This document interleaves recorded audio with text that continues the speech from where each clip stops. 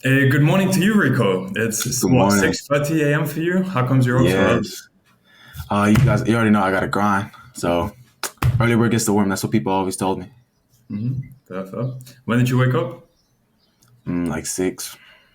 Okay, fair play. And could you give a short introduction about yourself? So guys, I'm Rico. 17 years old, just trying to make it out. I'm about to graduate from high school, and I'm choosing not to go to college. And I'm trying to show people that you can be successful without it. So that's why I joined the world, and I'm trying to Okay. prove to people that And you can. what lessons, what campuses did you go into when you joined?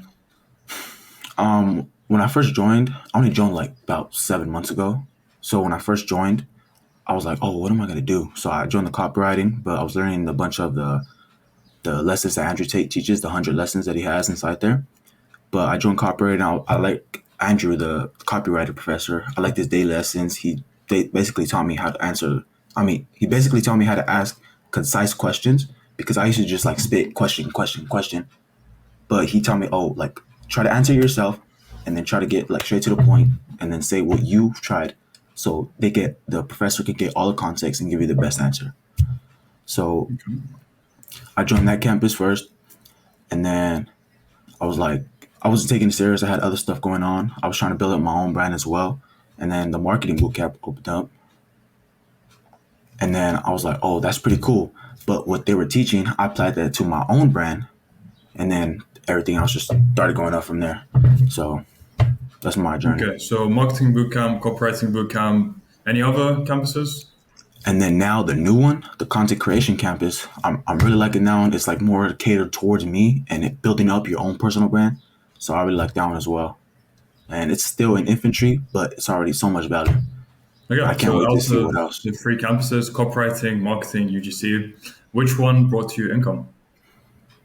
I say the marketing bootcamp. Well, I say just everything as a whole because they all taught me different lessons that I applied in like my own ways, the way I interpret the information. So I applied it to like how I would use it, and they all just brought me income. But if I would say the marketing bootcamp, and then later down the line the content creation bootcamp, the content creation campus. Interesting. Okay. So partially a UGC one here. I think the first one that I've had on for this interview, for these interviews. So I'll want to know a bit more about that later. For now, again, in terms of income, what specifically did you actually do to get the income? So what I did is I basically just got YouTube AdSense, affiliate marketing commissions, and then offering my own services to other companies. And then like I learned in the marketing bootcamp, oh, like how to create a viral video, how to make sure you get people to click your link, and then just get eyes and views and just everything else, just like a snowball effect. So I did that to my own brand, and then it just started coming in. I was like, oh, whoa, whoa, whoa. And then when I started on TikTok just to see if I had like the potential or the skills to do it. And I did. So I was like, you know what, let me switch over to YouTube because YouTube actually pays you for AdSense that they play on your videos. So I was like, oh, bet. And that's like a way to make money. So that's what I use to make money. Okay. And in terms of figures, are you comfortable revealing what you've made? I made around like 3K, especially last month is like when I first like got monetized. So I made 3K in the first month, which is crazy. Congratulations. Thank you. And yeah, you said you'd attribute that to UGC marketing. How did copywriting help with that? Copywriting, well, you have to know how to like talk to people, especially like in the description. You got to hit keywords, especially on YouTube. It's like all about SEO or like thumbnails, titles. Like you have to like it's basically a competition. So copywriting helps with like make sure you stand out, make sure you know what you're saying, be concise and clear, cut out all the fluff. Okay. And then how did the UGC campus help you? They're just taking my camera skills to a whole new level because I like to say that I had fairly decent camera skills, but they're like, oh, you could do this, you could do that. And then like more hand movements, how to be more authentic, how to like bring energy to the camera. So I feel like they're just teaching you how to be a better, like just person that knows how to talk to a camera, is comfortable talking to a camera, and then just like being a best person in person as well, because you could apply everything that you're learning to talk to a camera, to talk to a real person as well. Okay, good. And are there any lessons that have stood out to you from either of the campuses that you could share? Um, Nothing in specific. It's just they all pile on to each other. I try to like listen to a bunch of AMAs that they all have. I listen to all the lessons. The loot lessons are my favorite. Now it's Pope. Pope's giving free value every single day. So I'm really like keen on the consecration campus, and I can't wait to see what it becomes. Okay, fair enough. And did the community within the real world have any kind of impact on you? Oh yeah, because when I first joined the marketing bootcamp, I was by myself. Nobody in my school wanted to do what I do. I was the only one. Like I was like outcast, if I could say. And then I met this one dude. He lives in Germany. I'm like, oh damn. And we're just talking about like, oh, our plans. Like, what are we gonna do? He's like, yeah, bro, we'll make it out. Like maybe we could meet up someday. And then like later down the line, I still am in contact with him. But later down the line, I met other people as well. Also joined some group where you have to be in the top 5 in the consecration campus. I meet a bunch of them. They're all G's. We're all just trying to get like to the same goal. Good. So like-minded people on the same mission together definitely supercharges progress, right? Yeah, Good. just What good was having like your a community. yeah? What was your average day like before you joined the real world compared to how it is now? Um, so I was like 16, 15, where I was like, oh, I need to like switch my life around because I used to just play video games, watch TV. I used to play sports and I was like dedicated to that. That was like something that I put my time into. But I was like, oh, like what else? Like I can't just do sports and come home, play video games, watch TV. So I was like, nah, I need to do something else. So I started learning about like other stuff. So watching YouTube. And this all happened like around like, I would say October. That's when I really started doing it, like learning a bunch of things, like oh, what I could do with my own time, how I could make money, and because I already knew like school wasn't really for me, especially college. So I was like, oh, what else can I do? So that's when like just everything started switching, everything started changing. I cut out video games, trying to cut out TV like just completely, and then I switched. I'm in the best shape I ever been in my life, and I like to contribute that to the world because they have a fitness campus, and then in the marketing bootcamp they told us to stay fit. Especially Luke, he preached that like, and my football coach he said mind right, body tight. So just every lesson that I learned, I apply it in my own way. Have you gone through the fitness campus at all or not? Not really, but when he used to like send daily workouts, I used to do those, and right now I'm on my calisthenics journey as well. Yeah, fair enough. Then has the Wins channel in any of the campuses had any kind of impact on you as well? Or did you not look? So in the real world, there's this thing called the hero's journey. I wasn't really doing that. I was doing like my own version on my Instagram. I like post like story highlights, and I like whenever I'm like feeling down or I'm like, oh, what am I doing, or like just self doubts, then I just go back and look at the progress that I made like each every week, because you make so much progress. You make so much progress in a week that you probably don't even realize unless you take a step and look back. So I was like, oh damn. And then when the hero's journey came out, it was something inside the world where you could be accountable for yourself, so you could look back at your progress and you could show the other people that are inside the world, oh, look what I'm doing, just to give them confidence, to show that it can be done, to show that like anybody can do it. So I posted in the main campus with Arno, the wins, and then also posted in the consecration, because you could post like consecration wins, and I posted the AdSense and other stuff. Okay. Now, what would you say was the biggest challenge you faced when first building your personal brand? For me, it was just like picking something that I was good at and like how to stand out, how to be unique. Because like for me, I was like, oh, what am I gonna do? I didn't know what to do.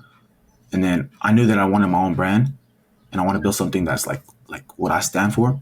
So I was like, you know what? For me, I sell at school. Like I sell chips, snacks, candy, and drinks at school. And I was like, you know what? Let me just do that just to have a platform, because I have a plan. I just need the platform. So I was like, you know what? Let me just build that, see what happens. And then just videos started blowing up. I was like, oh, dang. So right now I'm trying to make a pivot into like, oh, side hustles, how to make money and other stuff like that.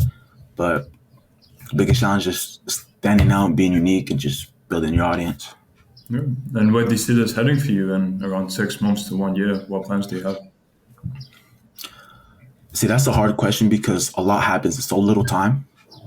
Like even from like a month ago, I was like completely a different person. And then I could take a look at my hero's journey, like we mentioned earlier, and I could see the progress that I actually made. So that's why I love the hero's journey.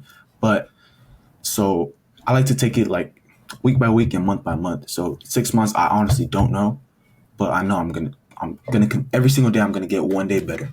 So I'll be 6 months better than what I am right now. Yeah, that's a completely fine answer. Nice. And as someone once said, tomorrow's problems are a blessing to those who have completed today's. So yeah, you're taking a similar approach, and yeah, I'd say that's completely fine. It's something I do as well. Mm. Now, what would you say have been the biggest or most impactful lessons from your time within the real world? Just name a few, whichever comes to mind. Um, just a few that I can't name them specifically, but just Luke lessons, like just basically what he's saying. I'm like, oh, I'm in a similar situation. Also with Pope because he gives me like he doesn't give me specific like lessons, but he gives me general lessons that like I sort of ask for, and he just goes along those lines. So they just really help me like with the situation I'm in, especially like I think it was a week or two ago. See, a lot happens in so little time, but a week or two ago, I was having brain fog. I was overthinking because he reviewed one of my videos, and then I was like, I don't know what happened. I never had that. I was like, bro, Pope, what's going on? He's like, oh yeah, I had the same thing. Luke told me it's called brain fog. You just need to do it, get the reps, get the repetitions, and just keep doing it, keep consistency. And then Luke also gave us a lesson that just do it. That the reason he's so good at the audio lessons is because he does them every single day. So that's what you need to do. Do them every single day. Get one day better. Okay, fair enough. And what would you say for what kind of an impact has Tate had on you personally? I feel like he just really catered to me because like the role model that was my role model was my Theo, my dad, and my football coach. And they all like have the same like attributes, similar attributes, and they all like basically preach the same thing, just they have their own different ways of preaching it. So when Tate came around, I like really resonated with him. I was like, oh, like yeah, he's basically preaching what I want.